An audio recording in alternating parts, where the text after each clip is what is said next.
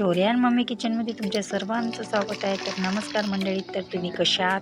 चला तर आज मस्तपैकी पातळ अशी कुरडी बनवूया. तर रव्याची कुरडी आहे, ही खूप छान अशी फुललेली आहे बघा.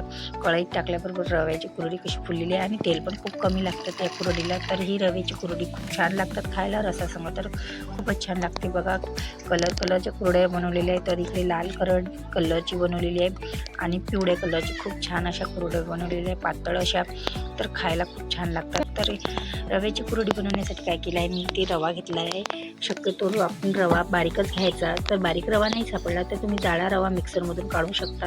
तर अशा पद्धतीने रवा घ्यायचा. तर इथे मी बारीक रवा घेतलेला आहे. तर त्याच्या पावभर रवा घेतलेला आहे बारीक. पावभर रव्यामध्ये खूप साऱ्या अशा कुरड्या बनवून येतात पातळ.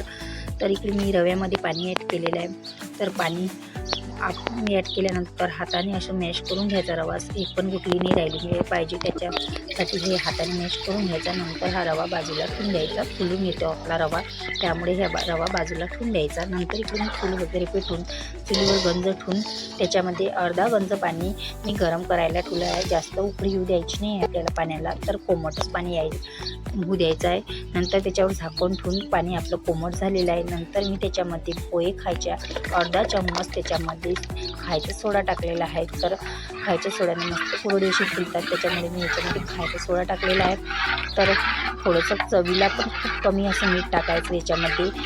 जास्त मीठ टाकलं की आपली कुरडी अशी खारट लागते, त्याच्यामुळे खूप कमी मीठ टाकायचं, जास्त मीठ टाकायचं नाही. तर अशा पद्धतीने बघा आपलं पाणी कोमट झालेलं आहे. चवीला पण खूप असं मीठ कमी टाकलेलं आहे मी त्याच्यामध्ये. तर आपला रवा हा फुललेला आहे. फुललेला रवा त्याच्यामध्ये असा टाकून द्यायचा. टाकल्याबरोबरच चमच्याने फिरून घ्यायचा.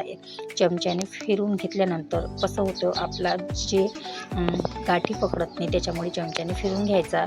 तर अशा पद्धतीने सर्व रवा असा फिरून घ्यायचा कुरडीचा. तर बेटर आपलं घट्ट झाल्यानंतर चेक करून बघायचं एका पाण्यामध्ये की आपलं बेटर झालेलं आहे की नाही. तर थंड्या पाण्यामध्ये असं चेक करून बघायचं. बघा इथे 9 ते 10 मिनटं मी रवा असा शिजवायला ठेवून दिलेला होता आपला बेटर. तर आपलं बेटर 9 ते 10 मिनटं कमीत कमी लागतात शिजवायला. तर बघा आपलं बेटर झालेलं आहे इकडे. तर एका बॉलमध्ये मी हे बेटर काढून घेतलं. त्याच्यामध्ये रेड कलर टाकून दिला, थोडासा रेड कलर टाकून मी चमच्याने मस्तपैकी असा रेड कलर एकत्र करून घेतला. नंतर रेड कलर केल्यानंतर आणखी एका बॉलमध्ये थोडंसं आणखी बेटर काढून त्याच्यामध्ये पिवळा कलर ॲड केला मी. त्याच्यामध्ये येलो कलर ॲड करून छानपैकी त्याला पण छानपैकी असं हलवून मस्तपैकी अशी कुरडी आपल्या पातळ कुरड्या अशा आपल्या कापडावर टाकून द्यायच्या. वलं कापड करायचं आणि त्याच्यावर वला कापड टाकूनच आपण कुरडी टाकायची. खूप छान अशी कुरडी होते. त्याच्यामुळे मी इथे एका कापडावर असा ओला कापड केला, त्याच्यावर अशा कुरड्या आतरून घेतल्या. सर्व कुरड्या रेड कुरड्या टाकल्या आणि नंतर इकडे येलो पण टाकल्या होत्या. सर्व कुरड्या आपण टाकून दिल्या होत्या नंतर. तर हे कुरड्या जर वाळल्या की काय करायच्या, 2 दिवस वाळल्या की आपल्या कुरड्या काय करायच्या, तर मस्तपैकी पाणी टाकून आपल्या कुरड्या हे निघून येतात. त्याच्यामुळे हे कुरड्या काढून घ्यायच्या. नंतर हे बघा आपल्या 2 दिवसांनी हे कुरड्या अशा छानपैकी झालेल्या आहे आपल्या. बघा किती छान अशा पावभर कुरड्यामध्ये टोपलंभर आपल्या अशा कुरड्या झालेल्या आहे. बघा किती छान अशा पातळ कुरड्या झालेल्या आहे. तर मी कुरड्या तुम्हाला आणखी तळून दाखवते.